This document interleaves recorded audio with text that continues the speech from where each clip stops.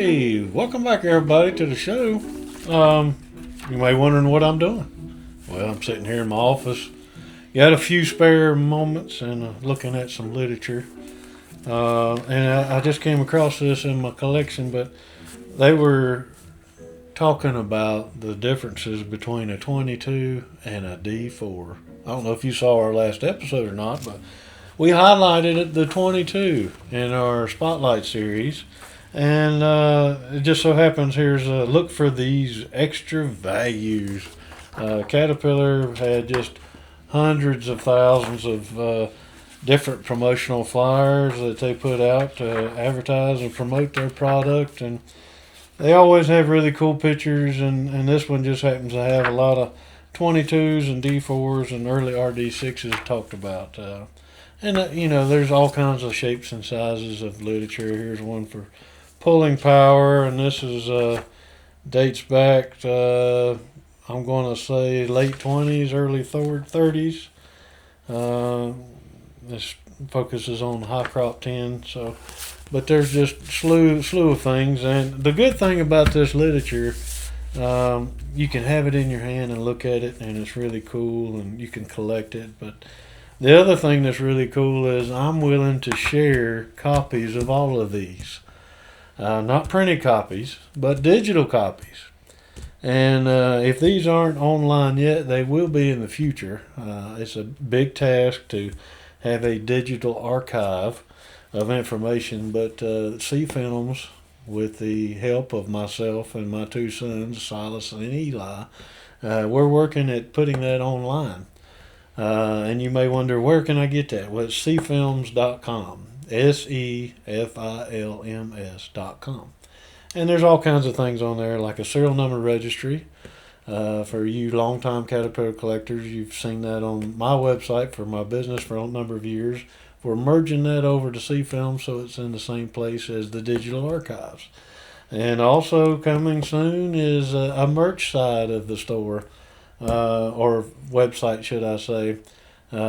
Purely optional. That's up to you to purchase or not purchase. There's no expectations there. It's just we've designed some really cool products that we thought were neat, and they're going to give you the opportunity to enjoy them as much as we have. Like we've got a SEFILMS hat here that is embroidered, and this is a prototype that just came in, and I've got this really cool D6 Harvester shirt.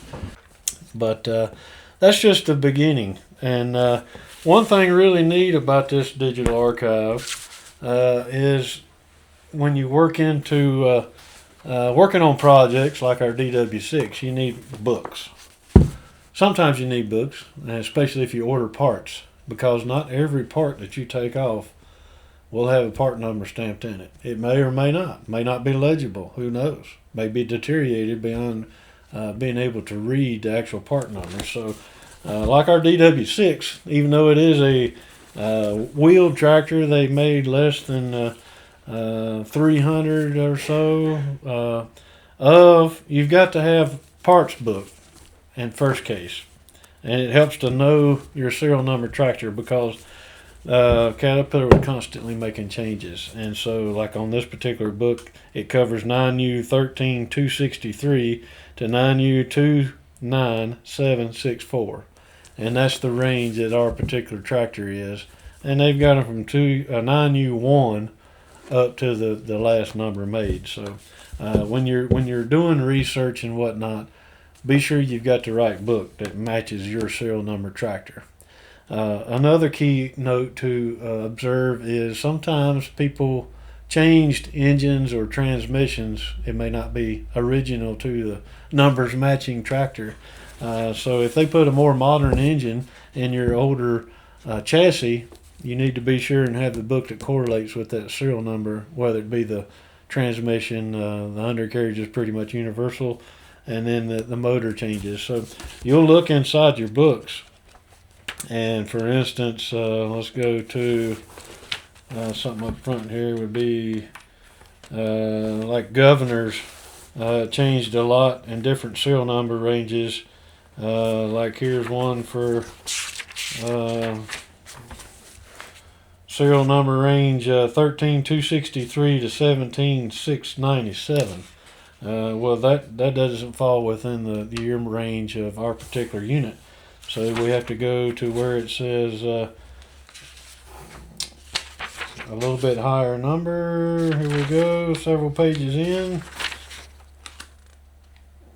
There we go. This starts with 2U or 9U 27921 and up. So this would be the governor for our particular tractor. Not only are there parts books, but you've got to have service books as too. And this particular service book is for the diesel engine, not the whole tractor. This just covers the engine. So a service book, if you're not familiar, gives you the more details about how to fix, repair, or diagnose certain issues. Shows you the proper methods for taking stuff apart, identifying what parts are involved, like rack setting here. It shows you how to make sure the plungers are timed with the rack properly. It gives you the more details of the functions of each part and the adjustments that are necessary to keep your machine running good. And not only do you have a service book for the engine, you also have a service book for the tractor itself. So this covers the 4R, 5R, 8U, and 9U series D6 tractors. And this is more of the general operations, undercarriage, transmission, the clutches, everything that's not the engine is covered under this book. And so eventually, all this literature will be available online. Not to say that it is right now, but it's a work in progress. And another thing to pay attention to is Caterpillar had different books for attachments. Like this is a hard to find D6 tractor attachments, covers 8U serial number 1 and up, and 9U serial number 1 and up. And it covers everything that would bolt on to your tractor. So whether it be a radiator guard group, could be a push bumper, front bumper, tow hook, umbrella stand, muffler, side curtains, cabs, just anything that was non-standard would be covered in a D6 attachment book. So Caterpillar had a good procedure to follow as far as keeping track of part numbers and information about the different tractors, because Best and Holt did that prior to the merger. Like for example, this is a Best Model 30 general instructions and parts book. So not only was it the actual parts listing, but they told you detailed summaries of what each item is, a lot of times how it is assembled, what its purpose was, details of different parts. Had great pictures and information, part numbers.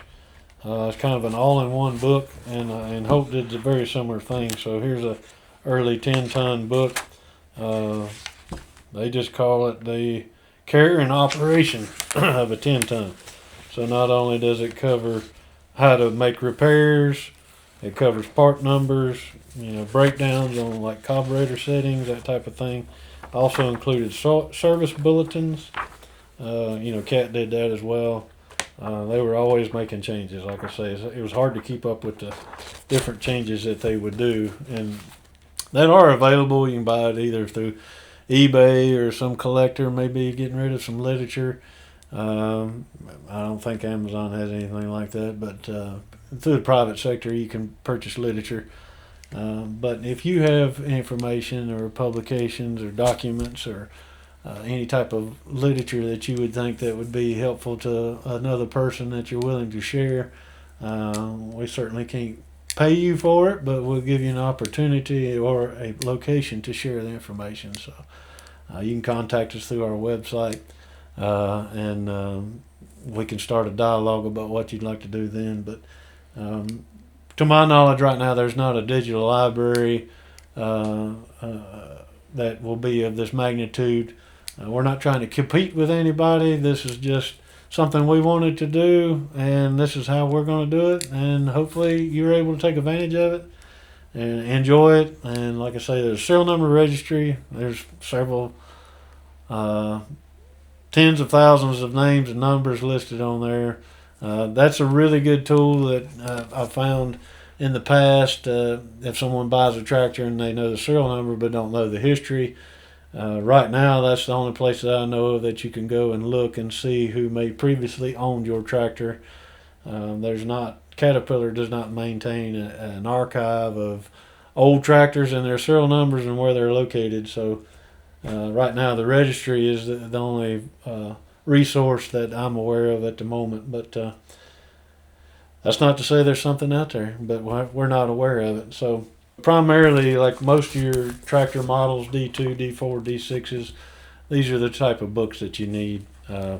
And really more so now today than ever before, because even though I can go to CAT and get these parts still, most of them, the younger person behind the computer at the dealer, he doesn't know what you're talking about. So if you've got that part number, that saves you a lot of headache in the beginning trying to source the part. And Caterpillar does have a really good website. If you type in the part number, they'll provide you the price and location of those parts. Other people who sell aftermarket parts, they really can't help you with a verbal description, but if you've got that part number, that really helps you find in your search for the missing part that you need. So all the parts that I have purchased thus far for our DW6 project, and we'll go into more detail about this later, but here's a stack of papers from various people and places that I was able to get parts from. And I wouldn't have been able to buy any of them, except with the exception of General Gear, probably, without the part number. You know, the guys at General Gear, they're very aware of what you have and what wearable parts there are, and you can pretty much give them a verbal description and they can help you. And there used to be a company in California, they were really good, a flooring tractor. Those guys were just fabulous about having old stock, new old stock parts and whatnot. But there's other companies across the country and around the world that inventory old parts, and like I say, they'll be glad to help you out, but you got to have that part number. So the books, you know, you have a visual representation of what each part was, and you can identify, for instance, if you take the transmission apart here, you can count which shaft you're working on, you know how many gears in you are. Your gear may physically not have the part number, but you can look in the book real quick and see, oh, I need part number 3B8844, which is a bearing race. So CAT part numbers, if you're not aware, is always a number, a letter, and then at least 4 numbers after that. So if you have like a brass sealing washer on your drain plug, that's like OL44. Well, you type that in, it's not going to come up. That's 0L, and then you need the 4 placeholders, so it'd be 0044. You catch what I'm saying?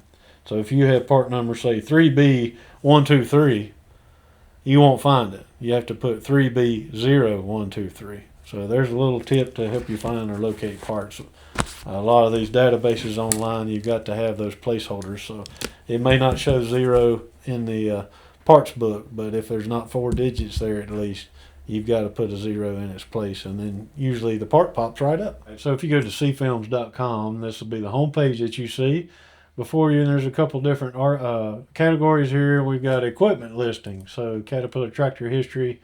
This is basically all the information that was on the Crisco website with serial number registry included. So for instance, we'll click on the CAT Model 10, gives you some basic information about the tractor and capacities, a link to one of our videos talking about the 10, and then there'll be a few pictures, and then this starts the serial number range. And in order to use the serial number registry, it'll be in bold. Like 1928 was the first year. PT1 was serial number 1 tractor, and they made 7 that particular year. And so the ones that I'm aware of right now are listed here. And so 1929 starts the next range, which is number 8 through 3173. So they made a great deal more then. So you'd scroll down all the different places and people that have them that share. Some share names, some don't. And you know, this is only as current as people provide the information.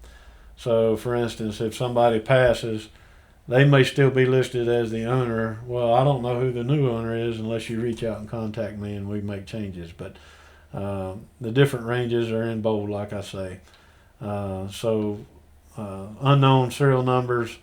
These are different people that have tractors that couldn't identify the actual serial number of their unit. It just basically gives a name, a place, and a state.